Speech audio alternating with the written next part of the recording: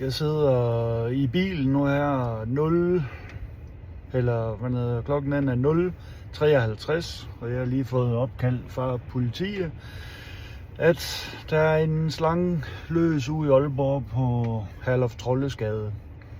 Så jeg blev lidt forvirret, da telefonen den ringer der midt om natten, men da der er ingen andre, der tager sådan en opgave, så må jeg gøre. Også selvom klokken den er lidt i 1 her om natten, så starter jeg bilen op, og så kører jeg og henter det stakkels dyr. Så det er lige nok fedt. I skal nok få mere at vide senere. Nu er vi så kommet ud til Herluf Trollesgade. Jeg vil ikke lige sige nummer, men der fandt vi den her lille ven. Lille bitte kornsno.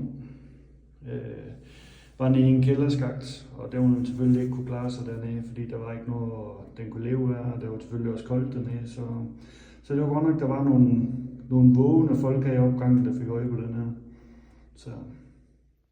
Så er jeg tilbage i Aarhus igen.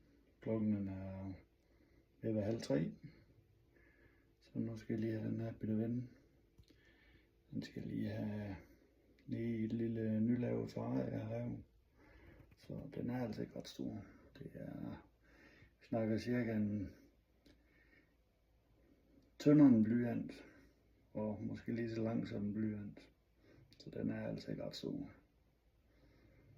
Men den ser rimelig frisk ud. Så den er lige kommet ned i sit lille ny træ. Det er ikke ret stor. Men slangen den er så heller ret stor. Så nu er der noget, den kan få at drikke. Der er et skjul. Den får lidt varme. Så vi ser, om den ikke klarer den her bevind.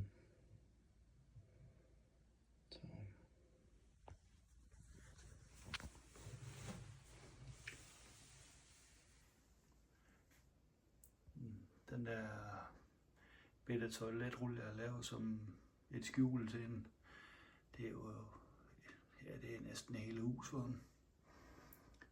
Men det er i hvert fald bedre end at ligge i en kælderskagt. Så er det da bedre at være i en bitte plastkasse for at få noget varme og noget igen. Lidt at drikke.